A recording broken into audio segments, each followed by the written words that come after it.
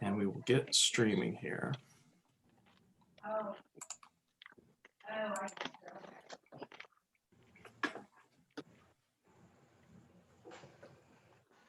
Where are you? Where are you? And where are you in the United States?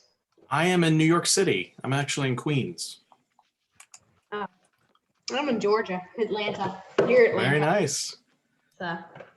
My wife actually went to school in Savannah, so I've been through Georgia quite a bit. Yeah, I live about 45 minutes from Atlanta, so. Very nice. If you ever heard of Woodstock, that's in Canton. That's where I live. I don't know the smaller towns too well, mainly just the bigger cities in Georgia, but I always love going and visiting for sure.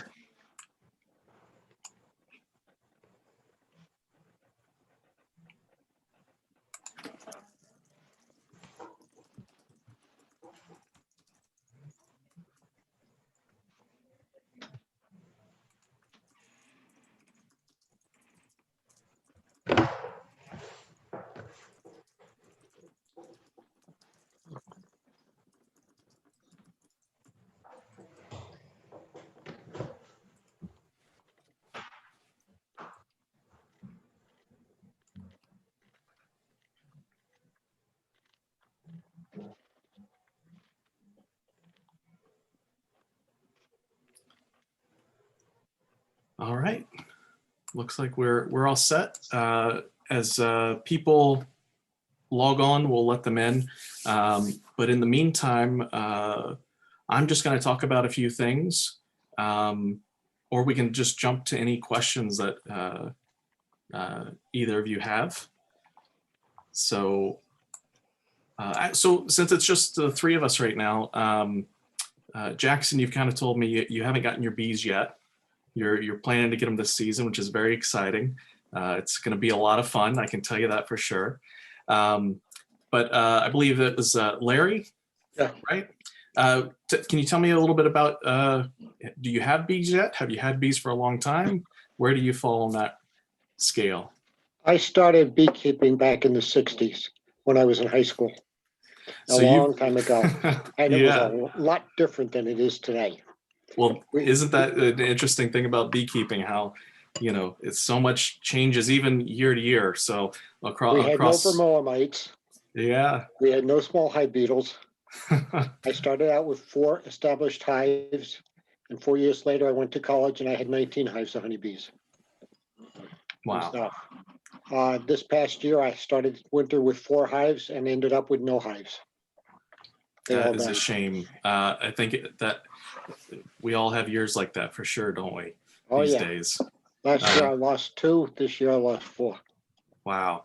On my roof here in the city, I usually keep anywhere from 6 to 8 hives. I lost 4 over the winter.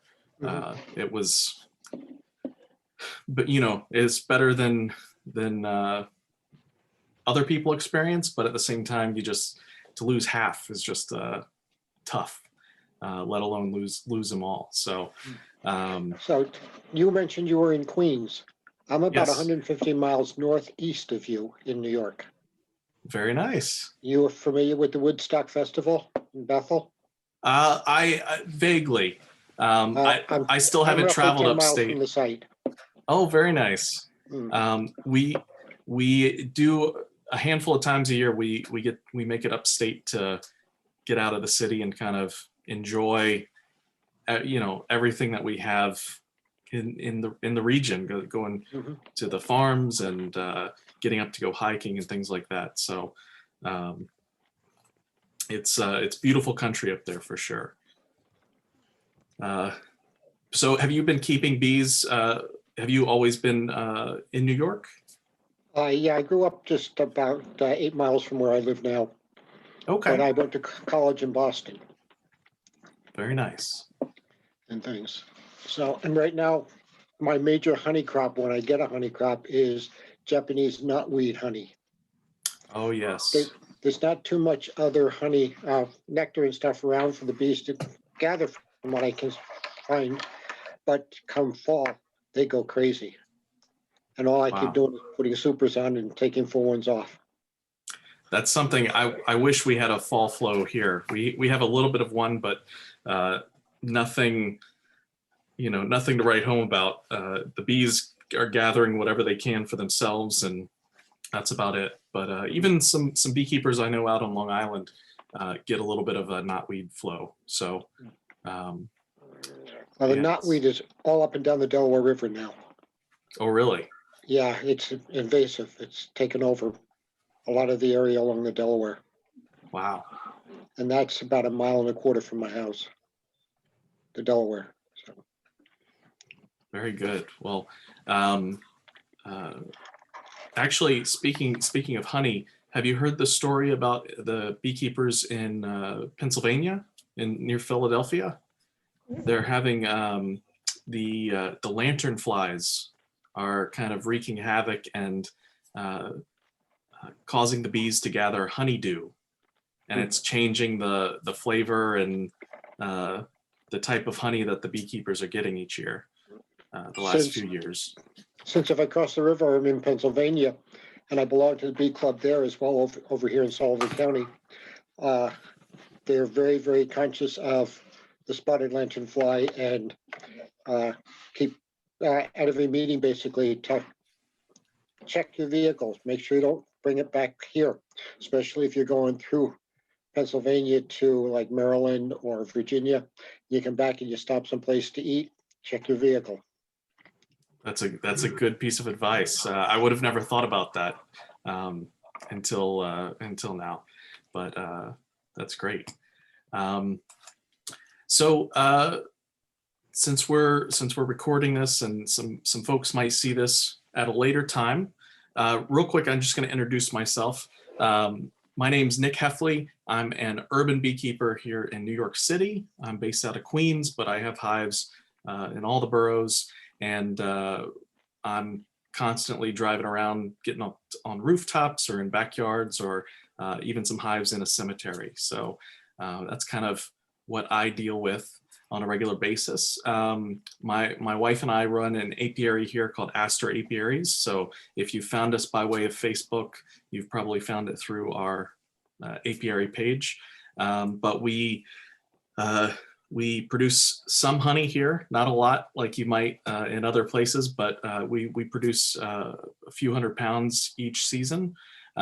We also work with beekeepers in the region to source different types of honey and show off all the different kind of the spectrum of flavor and taste that honey comes in to all of our customers. And then we also help other beekeepers here in the city take care of their hives and do beekeeping services for some different organizations. So that's kind of what we do here. We have to be a little bit more diversified in what we do because we just don't have the room to put 100 hives out in a field or scale up on honey production that way. So yeah, that's a little bit about what we do. Tonight, because April is the big month, at least in our area, to get packages and to get your new bees. I thought it would be great to talk about that tonight a little bit, just to understand what you need to do to prepare for your package, what you need to do when you get your package, and then what you need to do to care for those new bees until they get established in the hive. So with that, and I think since Jackson, since you're the new beekeeper here, since you haven't quite gotten your bees yet, is there anything leading up till now that is that has been confusing to you, or has been something that you just quite haven't understood? And we can be kind of vague with this. We don't have to be any. It doesn't have to be a specific point.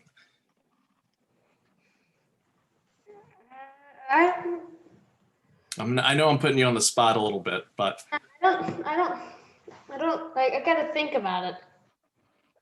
But I do have one. I have a couple questions. Well, let's start with those, and we'll kind of we might go on some tangents off of those.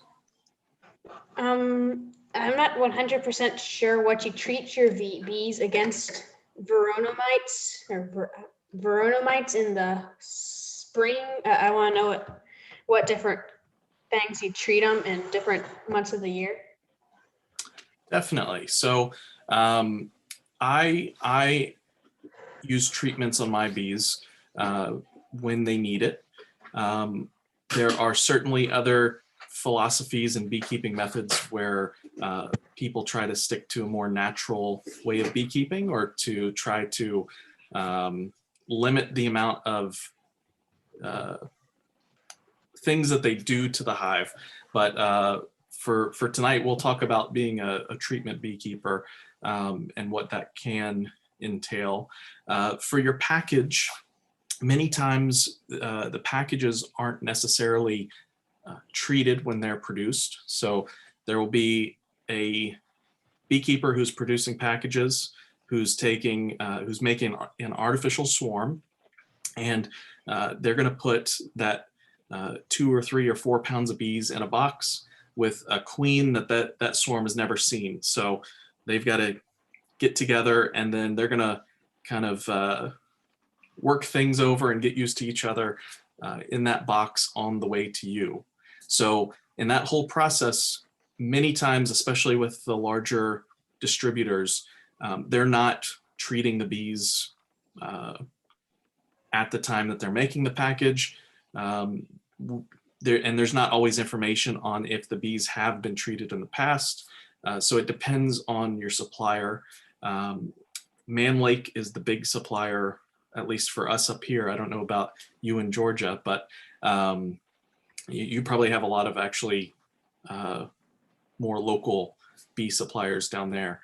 But so it's good to talk to them and see what their regiment was for treatments or not for the bees that you're getting. But for us up here dealing with Man Lake in particular, I know that their producer out in California does not do any treatments on the packages. When you get your package, one of the best things you can do before the bees have done anything to have capped any brood is to give them a good oxalic acid vapor treatment. So that's one type of treatment that you can do that's considered organic. It's not throwing a bunch of synthetic chemicals at them right away, but it does work on phoretic varroa. And that just means varroa that are exposed. So they're either on the body of the bee, or if they do get into a cell and the cells haven't been capped yet, they're exposed. So that oxalic acid vapor can get to them and kill them. And typically that does a pretty good job of it. Once the bees start capping cells, then you need to use something like formic acid. So you might have heard of Mite-Away Quick Strips or Formic Pro. Those two products are formic acid, and those vapors will actually penetrate the caps and kill any varroa underneath the caps. But when you're first installing a package, if you can treat them with a vapor treatment in the first week or so before they've capped the brood, and if you follow the development of how brood develops, it's only about 6 days after the egg is laid. 6 days after the hold on a second, I gotta do my math. Yeah, but it's 3 days as an egg, 6 days as a larva, and then the rest of the time pupating. So there you go. So if you treat them within the first 7 or 8 days after the queen is laying eggs, you will have hit all of that varroa that is that might be on the bees. Something else you can do to get a sense of how much varroa might be on the bees when you get them is to actually do a mite count. The alcohol washes? What was that? The alcohol washes? An alcohol wash is probably the better way, the more accurate way to count varroa. but it does kill the bees that you sample. You can also do a powdered sugar roll, which can work, but for me, I always do alcohol washes. I feel like I'm going to kill some of the bees, but it's a small price to pay to know what my Varroa load is. So It's kill 200 bees and lose a whole hive of And- 50,000. exactly. The good thing about a package, generally, you're not going to have to worry about Varroa so much when you first install them. That's really at the low point of their population during that time of the season. It's really not until later in the fall and late summer or early fall that their numbers really start spiking. For us up here, we have probably a shorter season than you do down in Georgia. So our bee populations are going to spike around like June, maybe going into July a little bit. And then from there, they're just going to keep coming down all the way through August, September, October. And once we get to November, December, they're kind of getting into that winter configuration. So when that population's really coming down, that's when those mites really build up. So it can be a perfect storm for the colony if you don't manage it throughout the season. So it's important to think about that, and I'm glad you're thinking about that as part of your strategy for your bees this season. There's also just to mention, there's also it's good to think about having treatments on hand throughout the season, not just when you first install the bees, but if you do start doing mite checks after you pull your honey, for instance, late in the summer, maybe for you, you can start doing mite checks and see how your bees are doing. And up here, again, I don't know if it's so different down for you than it is up here, but I know for us in the springtime, we're looking for 2 mites or less per 100. And then in the fall time, it's usually, we want to be 3 mites per less. Really, I don't want to go over 2 anytime during the year, but those are kind of the numbers that a lot of the institutions like the Dice Lab at Cornell and some other ones recommend. So that's typically what I follow. I don't know, Larry, do you do any mite counts throughout the season? Yes, and I don't like to get over 3. There you go. I keep it down to 2. This year, I'm setting up a definite schedule of mite checks with the alcohol wash at a certain point. It'd be mid-month is what I had been planning on, but my bees aren't coming in till the end of April, and now because of the cold weather down south. Right. So the April will check in, May will check in, June will check in, July, August, September, because basically they start producing their winter bees up here around August and stuff. And if you don't take and make sure that they're healthy at that point, you're going to have a serious problem. Definitely. I got a question to ask Jackson, and quick. Have you chosen the area or the place you want to keep your bees? I know which direction they're going to be facing. I've chosen, but down here, the oak trees have the buds, but they haven't bloomed yet. My dad wants me to put them in front of our homeschool. He wants me to put them in front of my window so I can see them working in the hive. But I'm not sure because I'm not sure if they're going to be able to I'm not sure if they're going to have enough sun there. I don't want them to have too much sun that they have to do extra work. Thankfully, I have a big pond behind me. I have lots in June. Poplar trees start to bloom. And that right there, I hope that right there is a big source of nectar and pollen. So Another question that I have for you. Do you have a bear population in your area? Any black bears? brown bears? Any bears around? Yes, but my dad has an electric fence for our cows. So I'm gonna hook it up Bees to my, inside the electric fence. oh, this electric fence isn't a weak one. This one right here is probably around 10,000 volts, and you get shocked, it makes your jaw. Yeah. My jaw. There's nothing more disheartening than to walk out of your house, look down at your bees and see the hives, the supers all spread all over the place where the bear has gotten in and destroyed your bees and stuff. So I can't imagine. That's the one thing about where I am. I don't have to deal with animals in that way.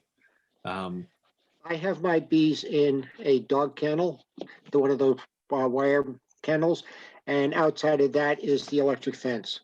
So if the Wow. bear comes up and tries to stick its head in, it'll run into the fence, and when it backs up, it'll get zapped by the electric fence. Mm, And Those the other electric thing I do to encourage the bear to stay away is I take a strip of bacon, I cut it in half, I wrap it in tin foil, and then after I've turned the fence off, I wrap that around the fence. The bear will come down and smell the bacon, go over, bite down on the bacon, get zapped, and stay away from the bees. And I know it works because I was in the house one day and I looked out and there were two adolescent bear cubs playing next to the bee yard, and they had no interest in going near it at all. How many acres do you have? I have 5 acres, most of it's wooded. Yeah, me too. I have 4 acres, and most of it's wooded.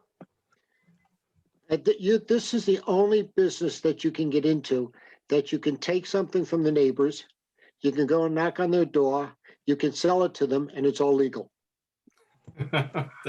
That's exactly right. That's we here in the city, because we're so close to everybody. Usually, wherever I have bees, I like to try to at least get to know the folks who are living at least right next door or on the block.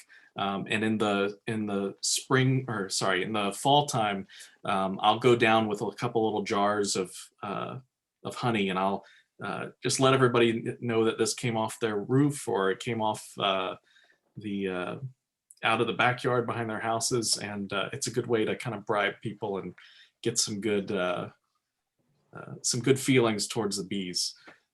They really don't bother people as much, even here, but you know, there's always people who want to complain about something, and that honey really greases the wheels nice.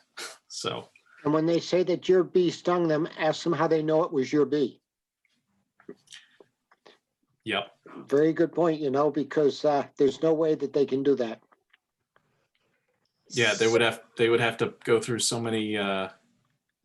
They'd have to like get genetic testing or something. DNA testing, yeah. Exactly. So it's good to remember, but it's even better to stay, Friendly with the neighbors. Keep the neighbors on your good side. That's always the best policy. Well, my neighbors, well, I have a lot of neighborhoods around me, like big neighborhoods, the 5-mile long neighborhoods. Mm-hmm. I'm afraid if they're spraying so many pesticides, the colony collapse disorder, well, it's caused from the pesticides that people are spraying. I'm afraid of them bringing back so much pesticides from the flowers that it kills my hives. It's a very risky. Contact your cooperative extension office and check with them and see if you can get on the notification list. So when anybody's spraying that's part of the government or anything, they'll let you know so you can cover your bees for that day until the pesticide dries. Definitely. They actually will, during the summer, they'll drive around in trucks here in the city. And so there are ways you can close up the hive. You can put What sheet over it? Turn a sprinkler on to keep the sheet kind of damp, and that'll keep your bees fine. Now, if they get into poison somewhere when they're out foraging, if they get into enough of it, they can certainly that can have an effect on them. But typically you just want to worry more about the spraying when that happens. Yeah. But your local government office, or even you could get in touch with your state agriculture department and figure out who you need to talk to get those notifications. That would be, because I see that there's the big gallon trucks and they come down our road spraying the stuff. Mhm. That would be nice if I could get notifications when that's coming down. It's probably your county who's sending those trucks around to keep down the mosquitoes, keep down any kind of West Nile virus or any of that stuff. It usually comes by 2 times a year. I think it's spraying on the side of the road to kill stuff, keep the roads clear. But Well, the one other thing about pesticides is that they do have they dissipate over time. So while there might be trace amounts of them, the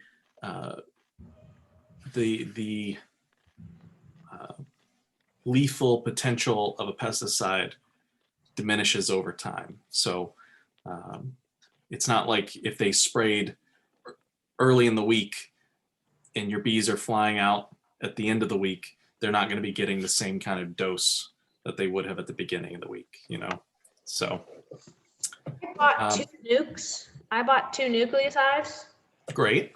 both $185. Yeah. They're expensive these days, even more so here in the city. But that's great. So you're getting some nucleus colonies. 2. Are they 5-frame colonies? I Sounds think like. they're wood, and they have, I think it's 5 frames. And then, so the person I'm buying them from is local. Mhm. He's near the bottom of Georgia, and I'm near the top.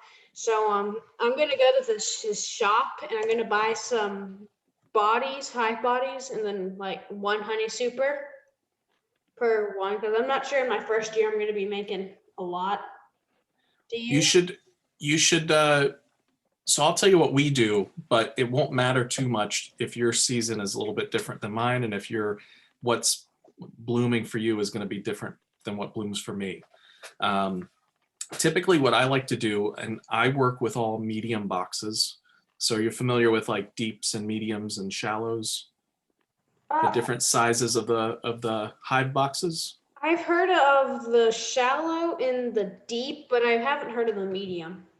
So a medium box, a lot of times people call them honey supers, and they use them as honey supers. So they're a little bit shorter than the deep boxes. Deep boxes can even be called honey supers if you put them up on top and you're trying to get the bees to put honey in them. So anything you're trying to get the bees to put honey in that you can harvest from, beekeepers will call a super. But those medium boxes, that's what I use in my operation for everything. I actually don't have any deep boxes on my hives.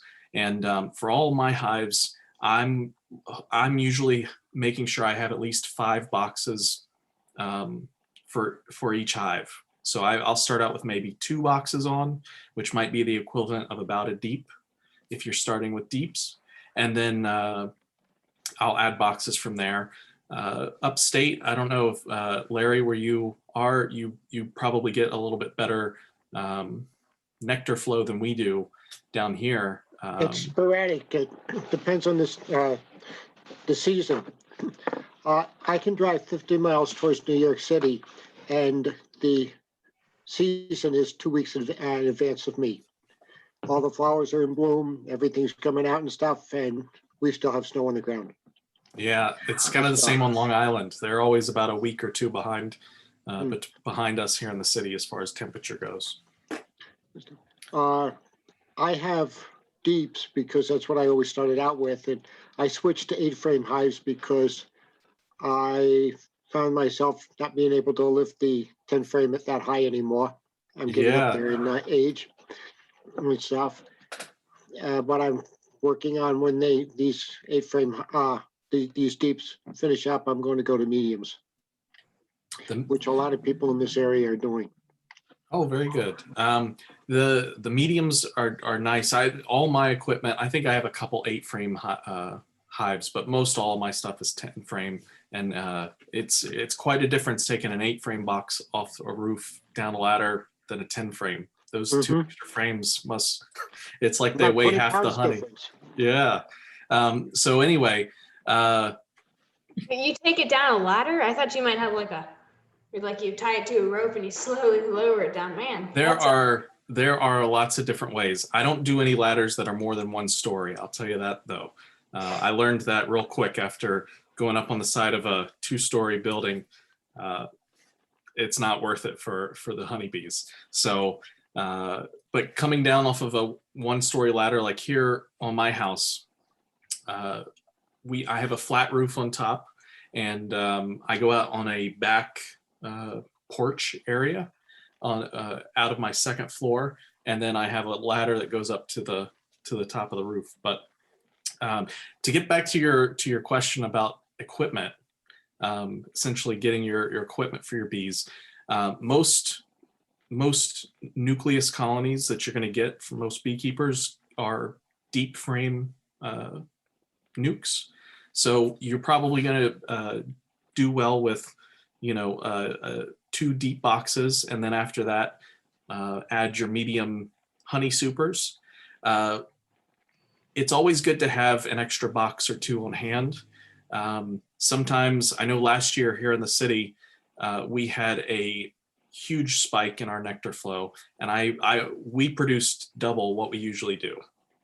The weather was good. I think a lot of people were staying home due to the pandemic, and a lot of the parks weren't getting mowed, and a lot of things were just kind of left for the wildlife that was here in the city, and so the bees took advantage of it. But it really depends on what kind of blooms and what kind of season you have down there. So probably the best thing you can do is to speak with the gentleman you're getting your equipment from, or even someone who's there local to you, and just find out, how many supers do you usually put on your hive, and when are you putting them on? And that will give you a better idea of how much equipment you might need. So I got on Amazon and I bought a smoker, mhm. hive tools. I got a pack with the J hook and the standard. Mhm. And so I got that, and then I got a pair of goatskin gloves. I didn't buy a full. I bought like just the half part, just The jacket. just the jacket. That's Mhm. all. Does it have a veil attached to it? It has a veil. Good. I spent, and then so I practiced lighting. I got it just yesterday, so I practiced lighting my smoker. I noticed that so you're supposed to be doing your hive inspections. You're supposed to be around 45 minutes. Like that's how long it takes sometimes. It depends.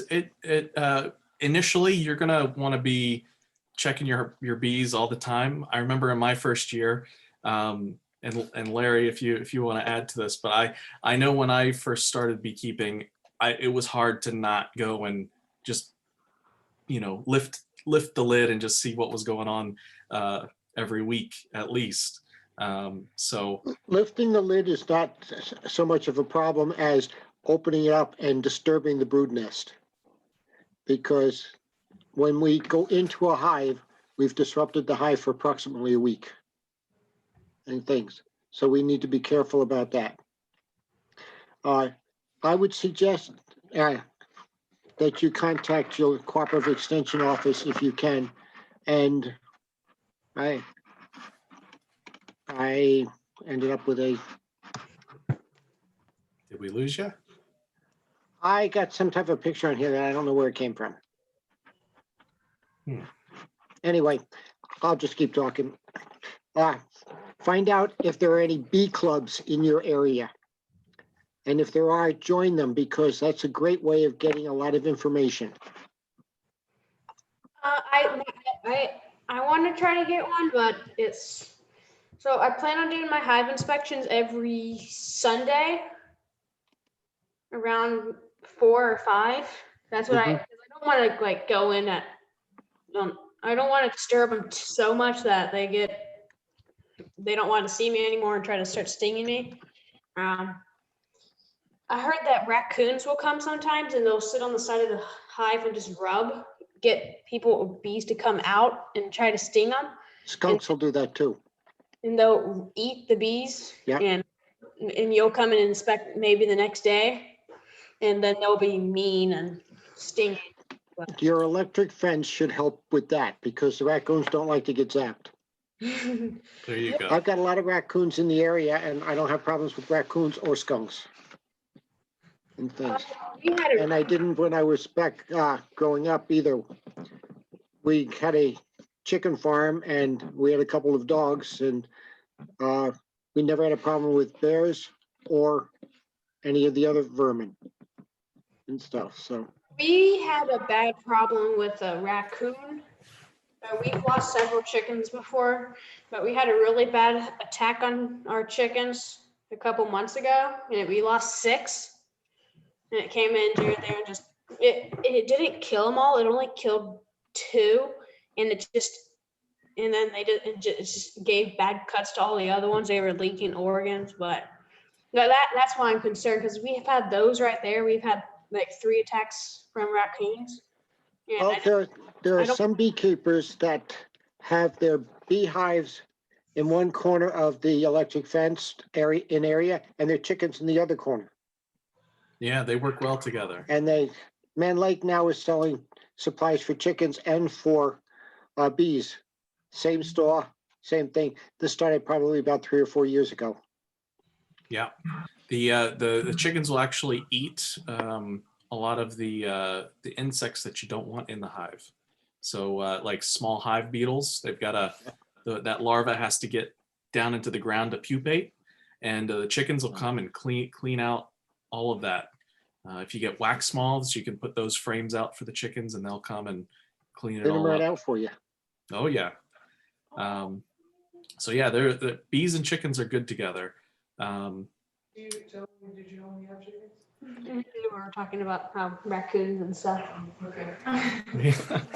I was going to mention before we get too far from it, as far as inspections go, just like Larry mentioned, when you go in and you take apart the boxes, and even when you go through and take apart the frames, you're really disrupting that flow that the bees have. So a good rule of thumb is to do inspections every 10 to 14 days. Yeah. And for most people, that ends up being about every 2 weeks or twice a month. You'll go and inspect. And a big reason for that number is so that you can catch signs of swarming or signs of queen supersedure. A queen only takes about 16 days to develop from an egg to a emerging adult. So if you're going in about every 10 days, you're bound to catch her in that process at some point. So that's a good rule of thumb. There's certainly times of the year that you might want to go in and check them a little bit more often or a little bit less often. Or at the very least, when you're on a nectar flow, you might want to just check the top boxes, just check your supers and make sure that when one super is getting a little bit more than half full, you're ready to put on another one. I have another question. Sure. Do you honey? Okay. So I just forgot what my question was. It was something about I don't know. It's okay. It'll come back to you. Beekeeping, there's a lot to know. And I don't think anybody who is doing beekeeping, whether you've been doing it for a year or you've been doing it for decades, there's always new stuff to learn, and you're not going to get it all this year. So just if you understand that and you just do your best, get what you can get, you'll be well on your way to learning what you need to learn. I pulled this out because I wanted to take and make a strong suggestion. You've bought your smoker, you've bought your hive tools, your bee suit and stuff. Now's the time to take and get a notebook, put the date down, and log what you've got in and how much it cost. And then every time you go into the hive, every time you check the hive, make a notation to yourself what it looked like. Bees were flying, they're bringing in pollen, everything is cool, nice. Make sure you put down the date, the time, the weather conditions and things and stuff, because next year you'll be able to go back and say, okay, on this date, I had to do such and such and stuff. Well, it's not quite that warm yet, or I missed that. I need to take and catch up. But always keep a record of what you're doing so that you can follow up on it. Definitely. It's important. You can go online and you can find a ton of different things. Sometimes the best thing is just a notebook like Larry had there. But if you if you're really handy on your phone, they've got apps that you can get to log your inspections there. But you can go online and there are a ton of templates that you can get that have, you can check off if you've seen the queen, what the temperament of the colony was, if the brood pattern was solid or spotty. You can mark off if you had different types of pests, if you saw a lot of varroa or any other issues. Some of these get really detailed, and you don't necessarily want to overwhelm yourself with all that right now, but just getting used to a regular kind of checklist in your head as you go through, and a place you can just write down the conditions of the colony each time will give you an idea of where you start, and if the colony is heading in a good direction or if it's heading in a bad direction. Some of those things you won't see until you have a few inspections under your belt and you can see the pattern that was forming there. So very helpful to keep records for sure. This can get very sticky if you bring it down to the apiary and stuff. If you have a dollar store nearby, you can get 100 3x5 cards, take one down for each hive, and log your information on that, and then transfer it to your book when you come up as you write the things out. Makes it a lot easier and stuff. There are a lot of ways people keep track of what's going on. These are the tips that are so great to get when you're actually talking to other beekeepers. These are things you don't always get when you're watching a video online or perusing a book, but I appreciate you mentioning those. If you want to take a very good course on beginning beekeeping, Penn State Beekeeping 101, go in and check on it, because periodically they offer it for free and stuff. Hi, Mom.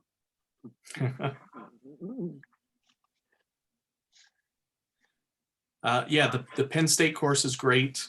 I'm partial to Cornell. I've gone through their Master Beekeeper program and just loved the whole program there. But I believe they just came out with a new beekeeper course as well that you can get. But a lot of these agricultural schools around the country are offering all kinds of really great programs for new beekeepers. And even beyond that, there's a lot of apiaries and a lot of other small independent guys who are giving great classes as well. So even more of a reason to get involved with a local bee club, so you can kind of find out about these people and meet them and see where all the people around you took their classes from. And who knows, your club might even have some really good classes as well. My club gave click classes and stuff up until the pandemic hit and stuff, and we weren't allowed in the buildings and stuff. One club continued to hold the meetings outside, but it got too cold for that. I want to go ask some people. There's one person here that has at least, I would probably say 50 hives. I want to go ask him if I can help him maybe on one of his hive inspection days. That would be a great idea. So a very good educational opportunity. Get inside of a hive, just bring my bee suit and just sit with him and ask, just get in there with him, because I would love to. That's one of the best things you can do. If you could find someone near you, even if it's not a formal mentorship, if it's someone that you can reach out to and learn from, That's one of the best things you can do with beekeeping.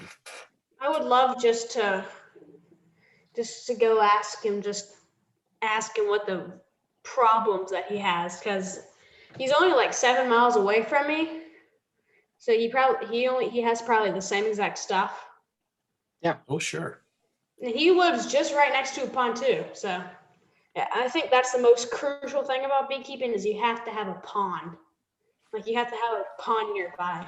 The bees Or need you the have to have a water supply for of sure. water. I have 2 bird baths outside.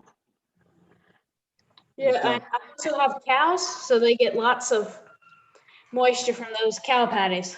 There you go. Real quick, I saw we have David and Selena who joined us. If you guys have any questions or anything, we've been kind of chatting here about getting into beekeeping and starting a hive and different things that you might need. But if you guys have any questions, please feel free to turn on your mic and pipe up. I have another question. Sure. What are some beginner tips that you would like to say? Well, some beginner tips. One of the main things that might seem obvious to some is just to think about what you're going to do before you go do it when you go for an inspection. And this is even including making sure you've got any equipment you might need, making sure you've got your hive tool, making sure your bee jacket has, if the veil, if you can unzip the veil off of it, making sure that you bring it with you and you have it. Some of these things, again, that might be kind of common sense things. I think we've all forgotten our hive tool at one point. You just can't get the boxes open unless you got it. I think we've all forgotten that one little thing that would have made our day in the apiary so much easier. So just think through your trip out to your hives before you actually go, and just make sure you have everything you are going to need, because that's going to make it a lot more enjoyable. And if it's a lot more enjoyable, you're going to take more care with the bees, and you're probably going to treat them a lot better than if it was a chore to go and deal with them all the time. So from kind of a broad standpoint, that would be one of my beginner tips. Larry, What are if you you want to using jump in. for fuel on your smoker? What'd you say, sir? What are you using for fuel with your smoker? I bought. Well, my first lights. I got some pine needles for my first light, and I lighted those, and I put them inside. And then today I used some straw, and then I bought some little smoker, like pop-ins, and you pop them in your smoker when you have it going, and I guess it smokes better. It was a deal because it's 108 little tiny things like this big for $15. Mm-hmm. And so I'm just gonna pop one of those once I have a little bit of a fire going. What do you use, Nick? So I use mainly I'm using cardboard. If I get Amazon packages, I pull the tape off and cut the cardboard into strips that are about the height of my smoker, and then I'll roll them into a can shape and put them in over some newspaper or some paper that I'll start the fire with. That usually goes well. The cemetery here that I keep bees at, it's Greenwood Cemetery in Brooklyn. There, it's like almost 500 acres right in the middle of Brooklyn, and they always have wood chips available. They're always using them around. So if I have those handy and they're nice and dry, I'll use those, and those just will smoke for the whole day. They do well. Yeah, they've been clearing the power line trails. Yep. That's what I want to be when I'm grown up, a power line maintainer. So they cleared them and they chipped a bunch and they just shoved them on the ground next to the road. So I got like I got maybe a gallon of that, just around a gallon shape. And I'm gonna try to dry those because they're wet because it's been raining. But I'm gonna try to see how long those last in my smoker because I saw that the pine straw only lasted about 15 minutes because I had to keep on reloading and shoving down. And then the straw only lasted about 10 minutes. Again, then I had to reload it. And so I want to see how long the smoker fuel thing that I bought lasts, and I want to see how long the wood chips last. So I'm just About trying. yourself, Larry. I use pine needles, the long pine needles and stuff. I go out and collect them in the fall. I have a garbage can that I have filled with them that I used this year, and I've got one that I filled last fall that's drying out so that I can take and put them over and use those. Once I get it going real good, then I stuff it real tight with it, and it usually lasts a half an hour or more and stuff. So, Very nice. but It's kind of that. You got to really get it going and stuff so it's smoking real good, and then you can pack it in. So I have a question. I just bought my smoker, so I'm still figuring out things. I didn't know that the billow was, I thought it was connected, but it's not. So there's this little piece of metal on the bottom. Is that called the wood box? Like, do you put? Is it a round disc Mhm, at the bottom? mhm. So you'll Yeah. probably see that it has some tabs that can kind of some little shapes cut into it that Mhm. if you bend them down, they're kind of like tabs. A lot of times that you can that's there so that it gives some space at the bottom, so that when you're putting stuff in, your the hole that's across from the bellow hole doesn't get too clogged up, and you've got some room to push some air through there. I know a lot of beekeepers who dump that out and don't even use it. I don't think it's something that you have to have, but it can be helpful if So you bend them? You just bend them? yeah, you can bend those little tabs down and it gives it kind of like little legs. And then when you put it back in, it keeps some airspace at the bottom.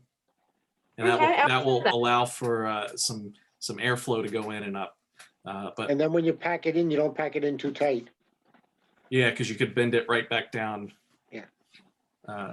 I noticed that when I was doing my billow, is there supposed to be a little bit, is it okay to have a little bit of like every blow, there's like a little tiny touch of flame come out? Because, Not really. That's supposed to happen that way. You'll burn your bees. When you get it going, the flame might be a little bit big, but If you pack more of whatever you're using into it, you should be able to get rid of that flame coming out. yeah, you want to be putting kind of cooler smoke across your bees so that you're not burning them up. Their little wings, you'd be surprised at how quickly those little wings can burn if you're blowing a flame out of their smoker. Those little wings will just go right up in smoke. it isn't that big, it's only like a tiny, like this much out of the smoker. The thing that I care the most about is when That's too much. That's too much. If you can put your hand in front of the opening where the smoke comes out, and you can work the bellows, and it's a cool smoke, you're good to go. If it's a hot smoke and you yank your hand back, it's too hot for the bees. Now, what do you mean by, when it first comes out, you know it's hot, but when it comes out, where should you put your hand in front of the smoker? Well, if this is the smoker here, I'd start out here. And I work the thing and stuff and bring my hand in to make sure that I don't burn myself and stuff. I don't have my gloves on when I start the smoker and stuff. And sometimes I don't wear the gloves at all, depending on what I'm doing in the hive. But that comes with experience and knowing what the weather is like, because there's some days that you don't want to even approach the hives because the bees are not going to be too happy and stuff. When it's like just after a big rainstorm, they're cranky. Even when it's overcast, they can Hot be and humid too There's that too, yeah. and stuff. That They doesn't. want to take and get out and they want to go collect nectar and pollen. I heard when you're smoking your bees, so when they have someone open up the hive, they'll go to the honey stores. Yep. And they'll start gorging themselves on honey just in case they have to make a daring escape or something. Mhm. They're most likely not to sting. They're going to have a harder time stinging because their abdomen's all full of honey and they have to kind of wedge themselves and stuff. That's what they say, but don't use too much smoke, because if you use too much smoke, you've totally disrupted the whole hive.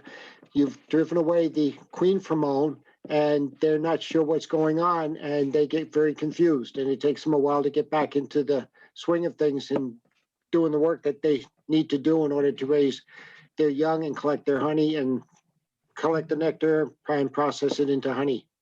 There's a question that I have.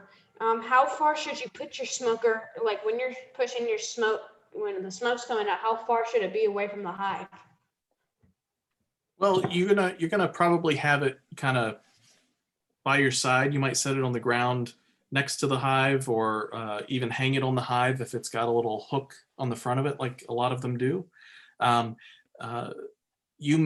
may be times when you are putting the nozzle of the smoker right up to a corner of the box to pump some smoke in, or you might hold it back a little bit if you're trying to cover the box a little bit more with smoke. But you'll learn, you really use it to corral the bees or to kind of move them from different places in the hive. So if you're just billowing smoke everywhere, you're not really gonna be using it as the kind of tool that you need. You're not going to have very good control with it. So if you just use a little bit of smoke, and if you're trying to get the bees, for instance, away from one of the edges of a frame so that you can put your hive tool in and pull the frame up, you might give a little puff of smoke on one side of the frame and do it the same thing on the other and start wedging it up so you're not crushing a bunch of bees when you move that frame out of the way. But it just depends. You could have it close, you could have it far away, but that's even more of a reason that you want to make sure that the smoke that's coming out isn't a high heat smoke, that it's cooler. And it's not going to come out cold. It's probably going to be a little warm because you do have something burning in that can. But when we say a cool smoke, we mean something that, just like Larry mentioned, that's not going to burn your hand if you puff some smoke on your hand. So. And also be very careful what you do with the smoker after you finish with your hive inspections and everything. Empty it out into a metal container that's kind of heavy and solid so that you don't start a fire someplace. Or even right into some water.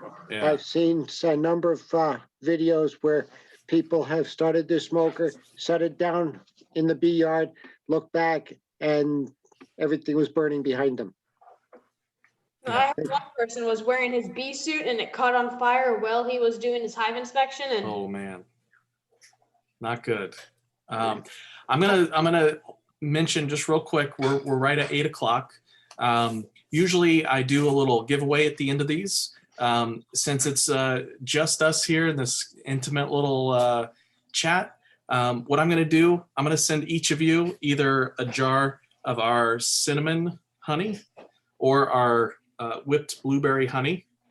That's our blueberry blossom. It's not blueberry flavored.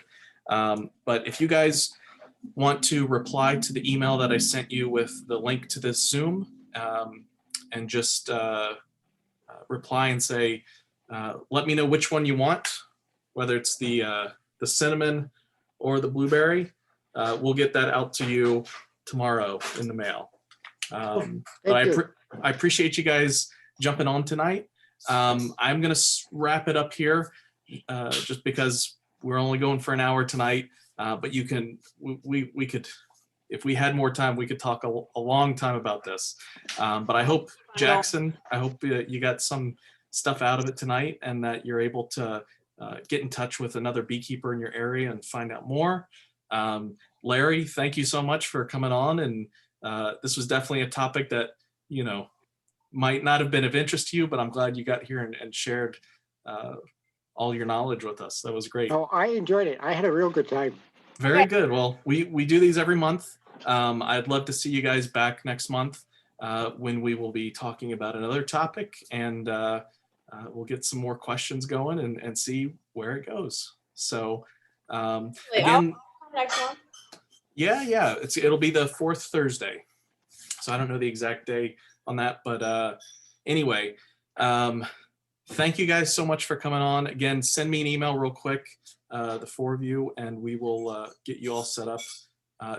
When you send me an email, let me know your address as well, so we can ship this out to you. David, you had a Thursday question? is the 22nd. Yes, one thing I want to tell Joshua, be very careful with using wood chips. But I always do is I put a bed of pine needles in first, then I put a little handful of of chips, and then pack more pine needles on top, because you could blow embers out of your smoker and set your beehive on fire. Thank you, Mr. David. That's a great piece of advice. Yeah. Yeah, you want to make sure it's just smoke coming out of there. Okay. But anyway, well, again, thank you guys so much. I'll look for your emails. And in the meantime, if you do have any other questions that we just didn't get to and you want to include those questions in your email to me, do it. And I will answer as best as I can right back to you. Okay? I'll come back next month for sure. Very good. Will you have your bees by then? I'm supposed to be having them by mid-April. All right. Well, Yeah, sounds you'll have like you them by might have then. them. So I want to hear a report how it went when you installed them, and we'll talk more about it then. Okay. Do my mic check 2 weeks after I install them and make sure that my mic numbers aren't so high. Very good. I Very wish good. I wish I was born during the 60s or 50s. I didn't have to worry about all these diseases. Yeah, but then you'd Well- be 70 years old. So, enjoy where you are now. And today, no matter how old you are today, if you're keeping bees, you got to deal with them. So you'll do just fine. You'll get a hang of it. But anyway, thank you guys. We'll end it here and hopefully see you next month. Yes. Thank you very much. Thanks, Nick. All right, guys. Bye. Bye. Take care. Bye.